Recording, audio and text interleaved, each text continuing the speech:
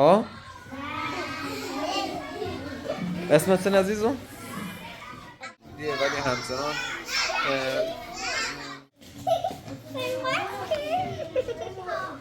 ماسک هم چشی رسید و متاسفانه همچین چیزا ها میخورن. زوز کباب با برنج و سب سیدیجی میکنه.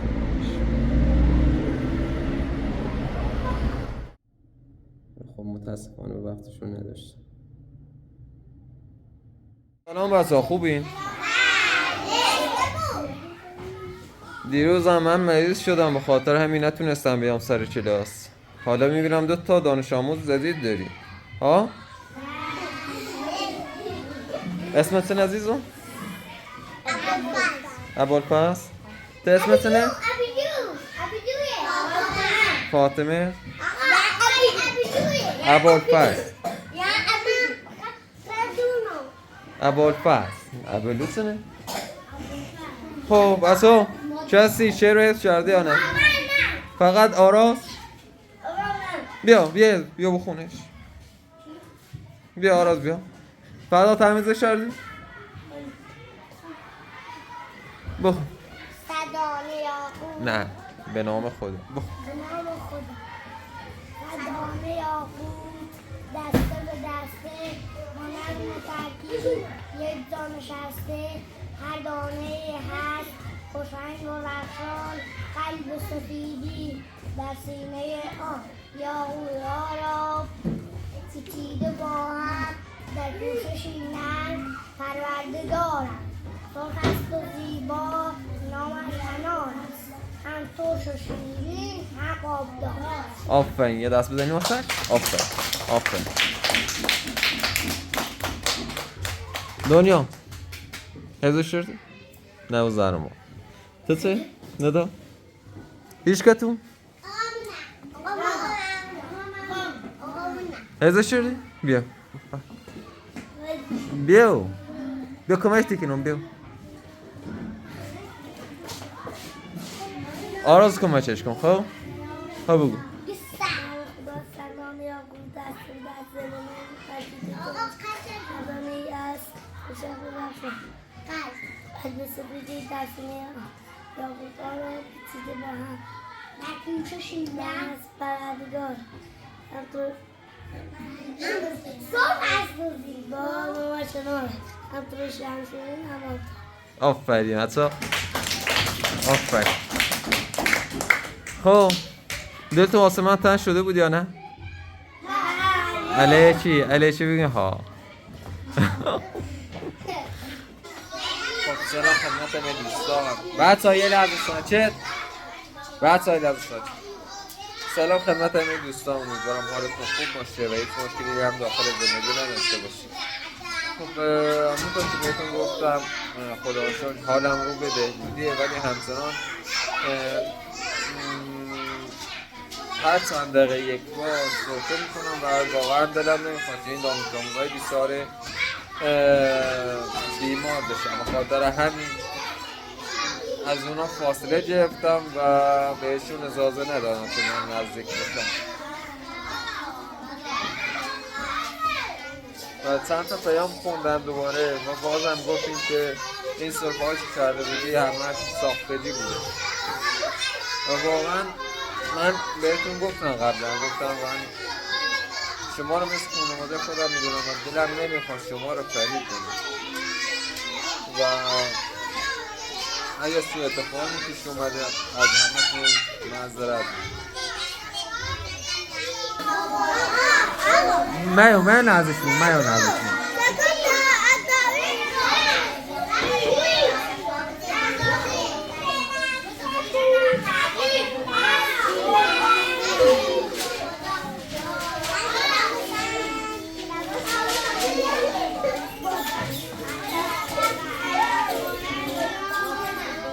ندا چی کردی؟ ندا دنیا چی کردی؟ نقاشیم نچشیدی؟ بیا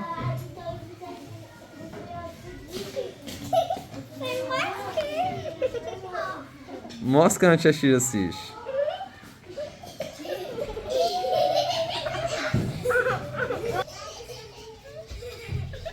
بچه‌ها نزدیک من نه یا مریض میشی. بریم رو صندلیات بشینیم. بیا ندا بیا. دنیا. برو.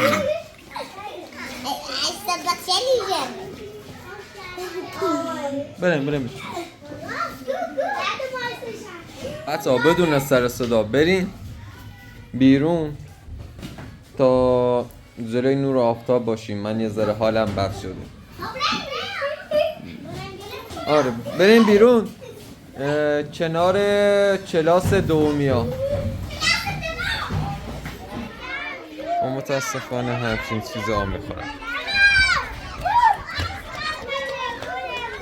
بچه‌ها کتاب علومتون رو در بیارین.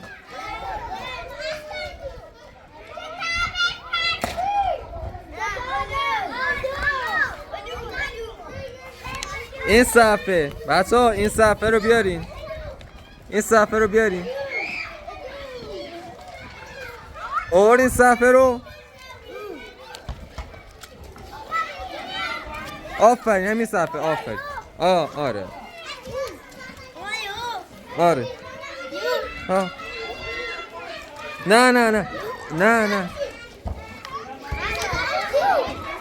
لباس درده پیدا کنیم بگیم اینو معلم بدبختیم ها کنار یه فیلم میگردم حالا هستن میشه بدیم بیان بزنیم این بوزه نه بوین مثلا حالا دوست و اپراتور هم امروز بهش گفتم برو به خانوادت سر بزن و الانم خودم تنها و واقعا حالم نسبت به اون شبیه خیلی بدتره.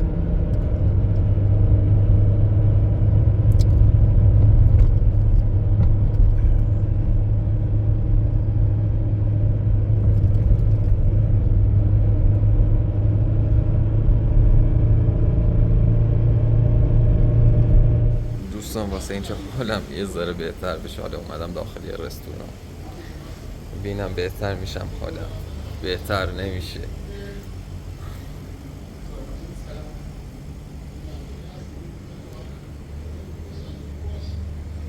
سقفش خیلی کوتاست. خیلی خوب زده صفایی.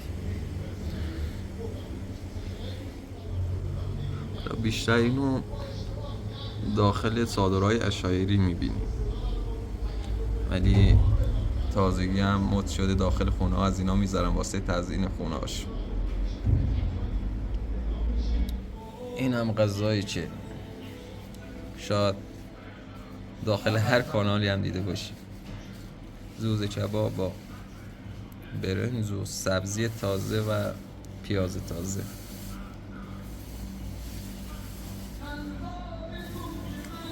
و قیمت این غذا هم دوشه $3 شد. نسبت به رستورانی که میرفتم جیرون‌تر. دوستان واقعا نمیدونم حالا چرا واقعا دارن از کودکان استفاده میکنن. چرا مجبورشون میکنن که داخل ویدیو گریه کنن.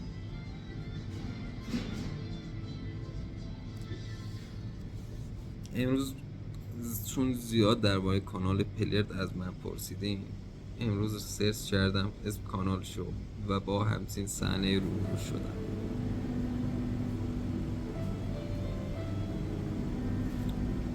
دلم واسش میسوزه.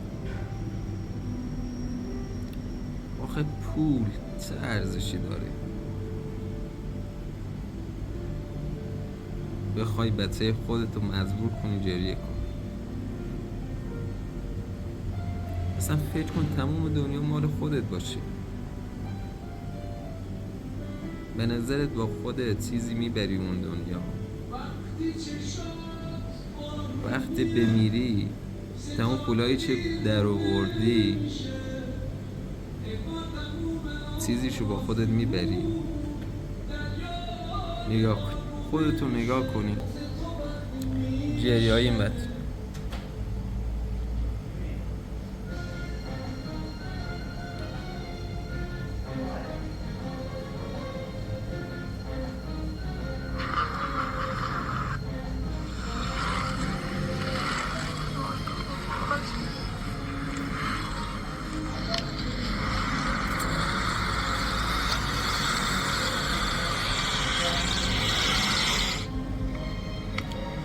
برم بیارمش اولیش.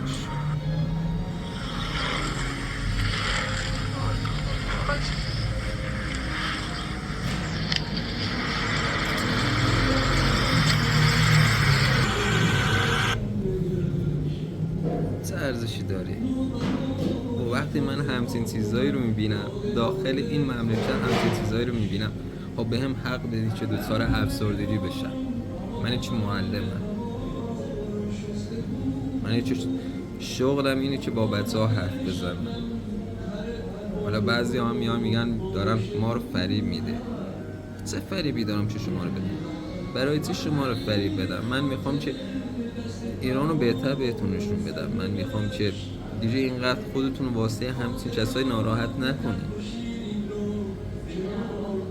میخوام که یه وقت خدایی نکرده به خاطر استرس بیمار نشین.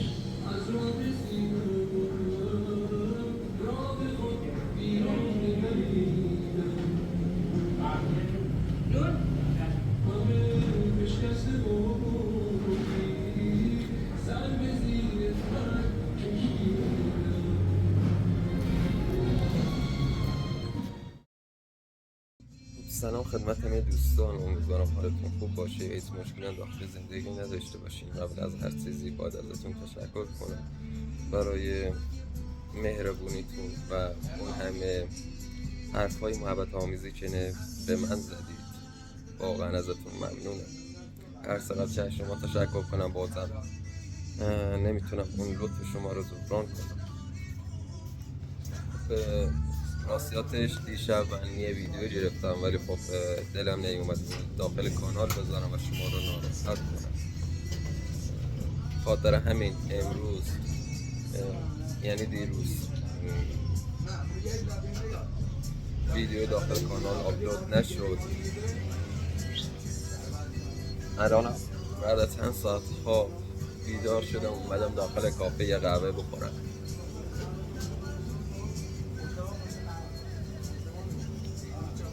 یه فیلم بردارم 2 روزی هستش رفته پیش خانواده‌اش و الانم واقعا خودم دارم تنها زندگی میکنم. و چند تا سال از من پرسیده بودین که حتما باید به اونا جواب بدم. سوء تفاهم‌های پیشی اومده که حتما باید اونا رو رفع کنم، ولی خب الان داخل مکان خوبی نیستم که به اون پرسش‌ها جواب بدم و بعد از رفتن از اینجا و رسیدم خونه به اون سوالا پاس میدم. دست در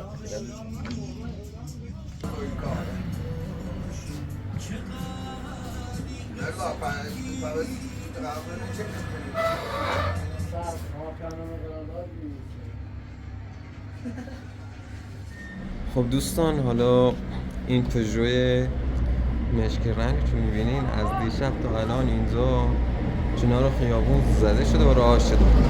شیشه هاش هم پایین و کسی هم سراغش نیومده و فکر کنم اتفاق بدی واسه صاحب ماشین افتاده و برای همین نیروی انتظامی اومدن دارن رسیدگی میکنن.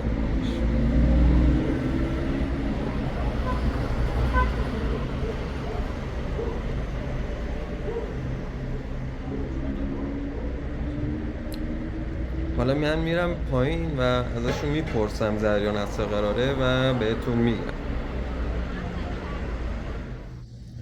خب دوستان، رفتم پایین و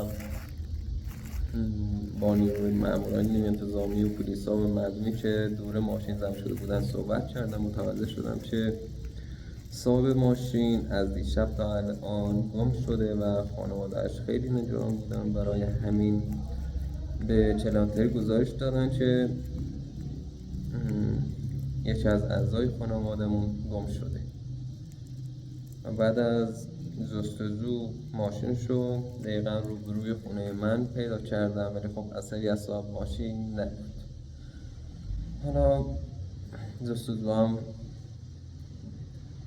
ادامه داره. امیدوارم که اتفاقی بدی برای صاحب ماشین نیفتاده باشه.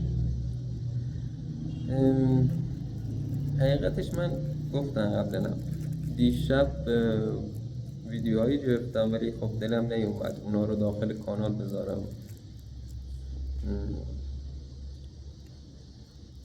تو محتوایش به شدت افسرده بود و نمیخواستن شما رو غمگین کنن. چیزی که منو دیروز ناراحت کرد و به حالت افسردگی دوباره بود، جر کردن چند تا کودک در بقیه کانال های اشایری بود که به صورت رندوم واسه من یوتیوب پیشنهاد داده بود.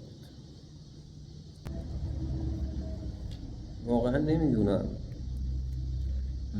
من خودم اگه شخصا ازدواج کنم، بچه دار بشم، تمام تلاش خودمون میکنم که زندگی بچه ها تأمین کنم، که زندگی بهتری واسه بچه ها بسازم که اونا اذیت نشن، گریه نکنن و کمترین غم و غصه رو داشته باشن. حالا اینا کانال ها دارن چیکار میکنن؟ دارن با واسطه بچه هاشون پول در میارن، بچه ها رو مجبور میکنن گریه کنن، بچه ها رو مجبور میکنن که نقش یک قربانی رو بازی کنن که اونا چیکار کنن؟ پول در بیارن.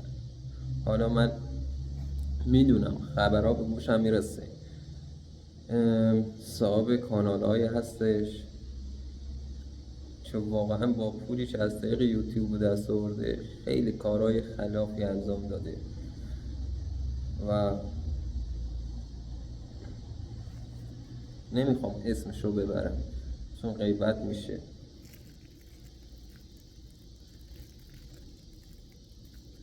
ناراحتم، واقعا ازشون ناراحتم که بچه ها رو قربانی نقشه های کثیف خودشون میکنن.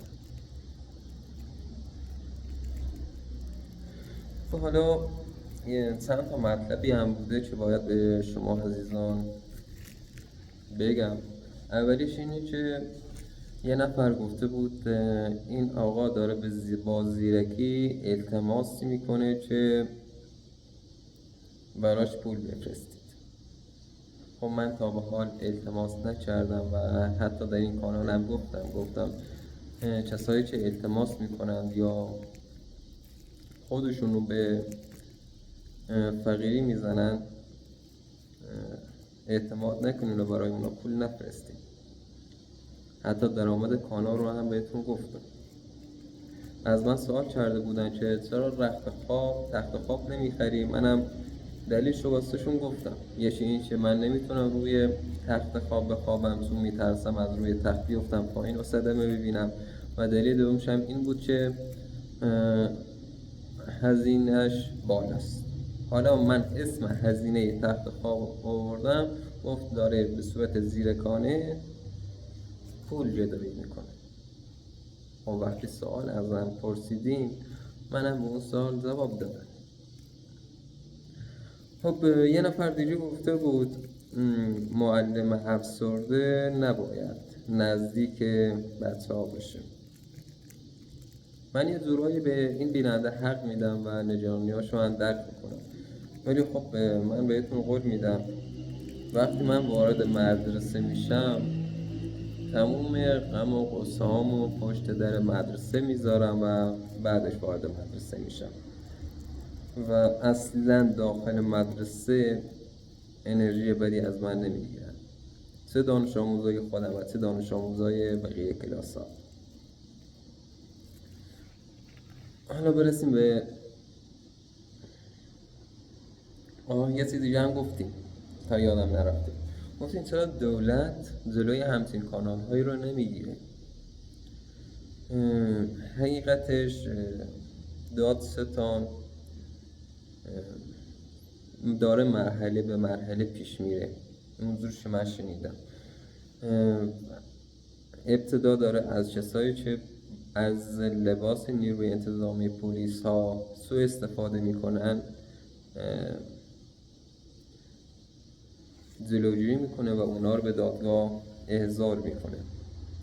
داخل یکی از ویدیوهای کانال های اشایری بود فکر کنم، چند نفر پلیس به یه خانواده حمله کرده بودن. اون پلیس ها زعلی بودن و سناریو و فیلمنامه اون کانال بود. ولی مردم باور کردن و حتی اونو داخل شبکه‌های اینترنشنال و BBC پخش کردن و همه فکر کردن که این واقعا حقیقت داره. من نمیخوام از این دولت حمایت کنم و طرفداری کنم، نه، ولی خب حقیقت اینه که این پلیس ها واقعا داخل کانال های عشایری زری هستن. اونایی که دستبند ندارن، اونایی که میان آزار و اذیت میکنن زری هستن. خب دیگه چی بهتون بگم؟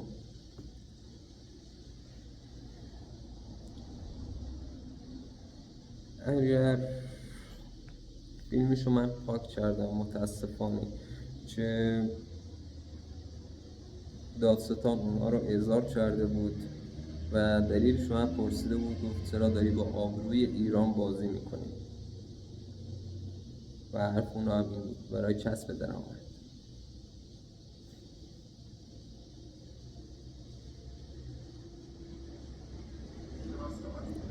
و برسیم به سوالات شما عزیزان.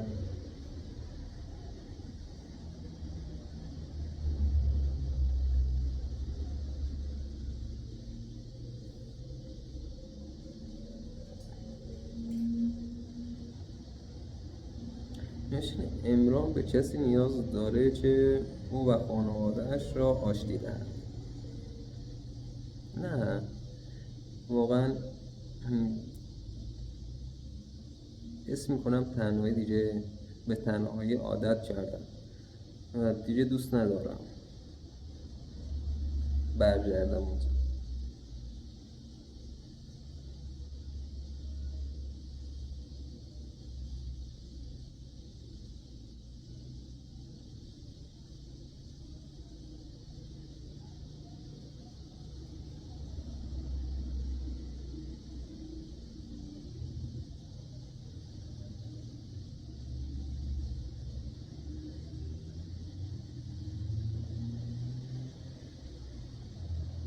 خب نمیشه چرا داخل ماشین اینقدر کثیفه، اینقدر گرد و غبار روش نشسته؟ خب شاید این بیننده تازه وارد کانال شده و از مسیر مدرسه چیزی نمیدونه. مسیر مدرسه واقعا مسیر خراب و خطرناکیه. به غیر از اینا یک مسیر خاکیه که هر روز باید اون مسیر رو طی کنن.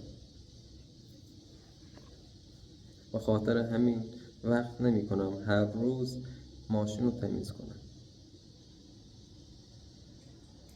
دیروز کانالی رو دیدم که در مورد شما صحبت می‌کرد.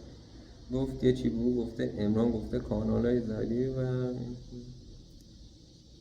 خب گفته آیا کسی به شما زنگ زده و از حال شما بپرسه؟ نه.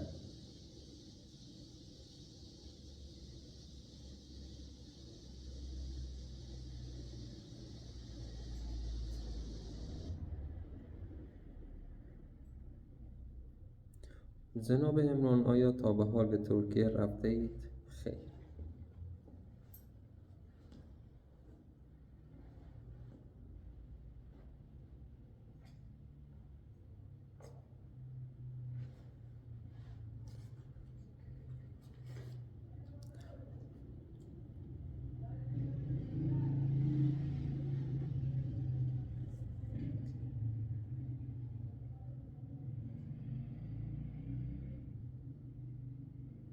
چرا نیما و برادرش را نمیآوری پیش خودت زندگی کنن؟ خب به نظر من اونا پیش خواهرم باشن کمتر اذیت میشن و زندگیشون بهتری و منم با این حال و شرایطی که دارم و تازگی هم چیپ آنفولانزا گرفتم بهتر که پیش من نباشه. به چند زبان صحبت میکنید؟ من به زبان فارسی صحبت میکنم فقط و واقعا دوست دارم که بقیه زبان‌ها رو یاد بگیرم. خب متاسفانه وقتشون نداشتم.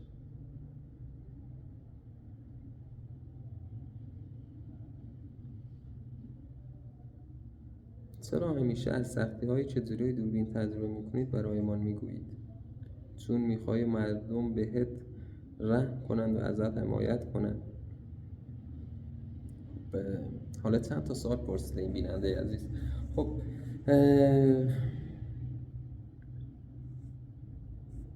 چجوری بگم، من بینندگان این کانال رو مثل خانواده خودم میدونم و موقعی که خانواده‌ام منو ترک کردن و از حمایت نکردن، این بینندگان بودن که از من حمایت کردن و همیشه پشت من بودن و الانم مثل خانواده خودم میدونمشون.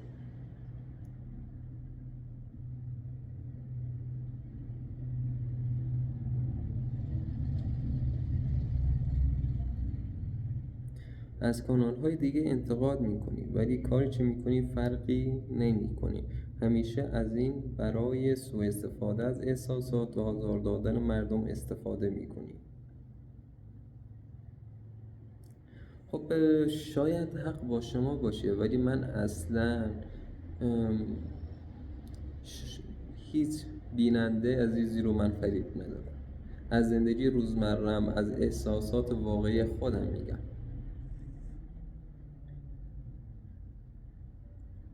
جالبش اینجا که داره کانال پلردو میگه که آیا این زده یا نه.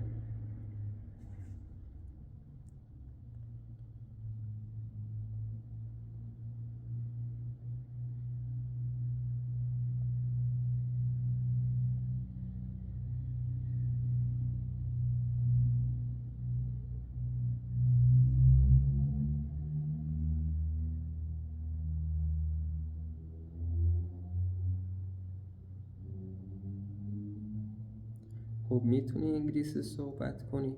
انگلیسی به اون صورت که مثل نه، ولی دست و پا شکسته بلد.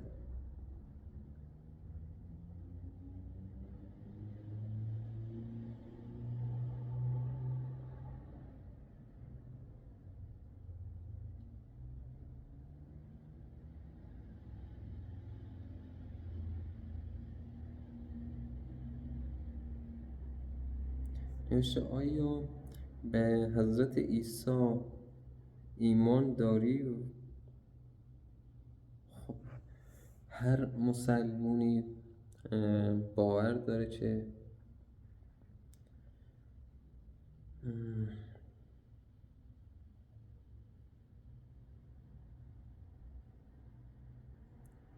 بهتر این به این سوال جواب ندم. حالا میترسن دوباره واسه من دردسر بشه و از حرفای من یه تغییر دیگه انجام بدم.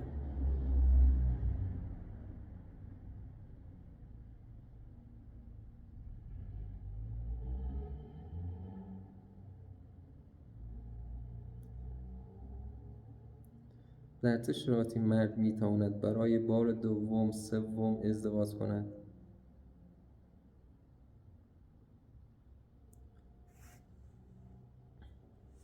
خب وقتی همسر اولش مشکلی داشته باشه، مثلا بیمار باشه یا نتونه بچه دار بشه، این حق داره که زن دوم بگیره. ببخشید.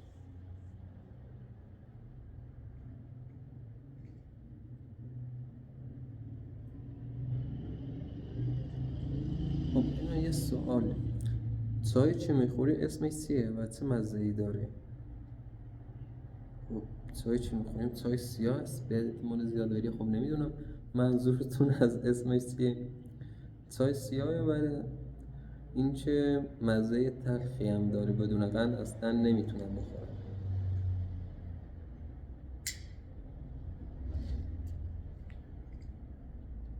کنشته چرا دوست دختر نداری؟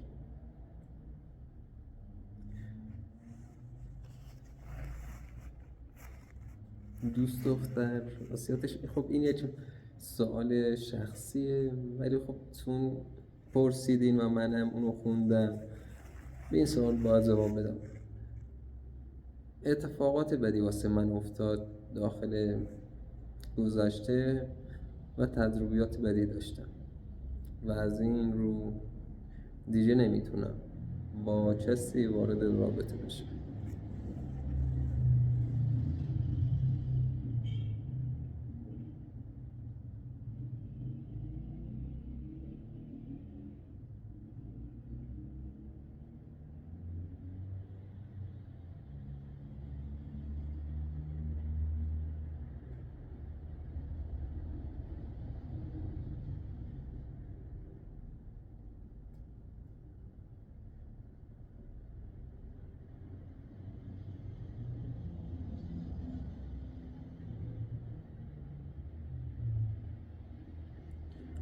این سوال خیلی خوبه به نظر من. نوشته چرا مردم ایران با وجود اینکه فقیر هستند از سنگ قبرهای جنون قیمتی استفاده میکنند برای قبر و اینجور چیزا. خب مردم ایران راستش مرده پرست است.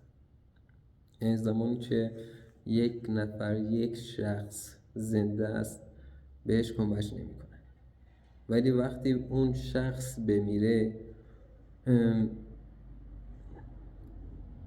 واسه مراسمش اینقدر کمک میکنن، اینقدر هزینه میکنن که گفتن نداره.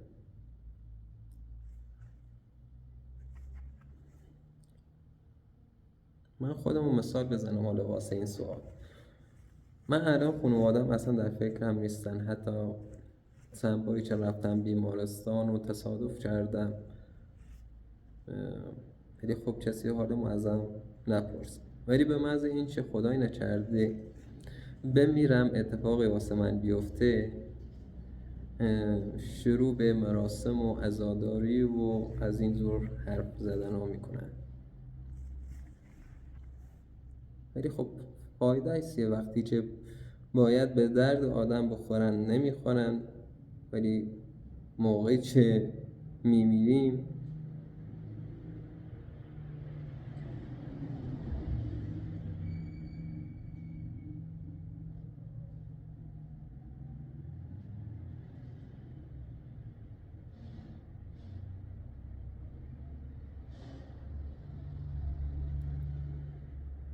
امروز چرا اینقدر دیر میخوابی؟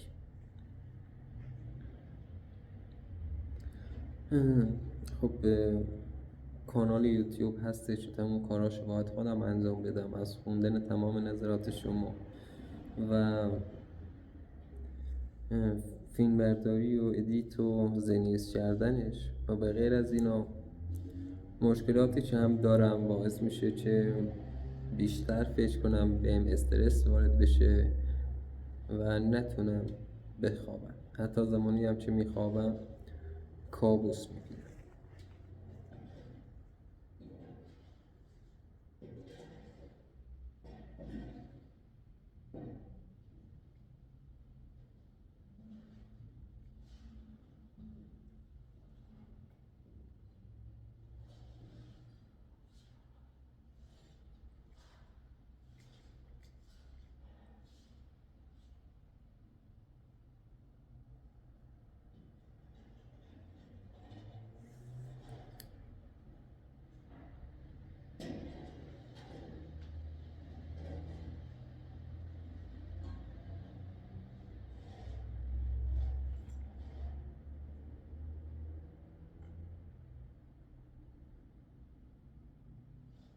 نوشته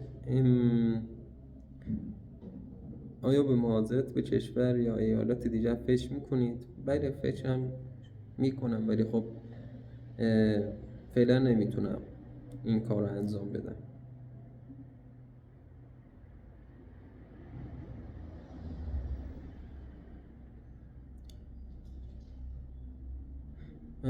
راستی یه چیزی هم که خواستم بهتون بگم، خیلی ها درخواست کردن که آهنگهایی که من پلی میکنم واسه شون بفرستم. برای همین من یه کانال داخل واتساپ تشکیل دادم و کسایی که دوست دارن میتونن از طریق لینک که داخل دیسکریپشن میذارم وارد کانال بشن و آهنگها رو هم همونجا دانلود کنن. از این که تا پایان ویدیو با ما همراه بودین. ازتون بسیار ممنونم و امیدوارم هر کجای جهان هستین، داخل هر کشوری زندگی میکنید، یک زندگی خوب و بدون مشکلی داشته باشید. دوستتون دارم. خدا.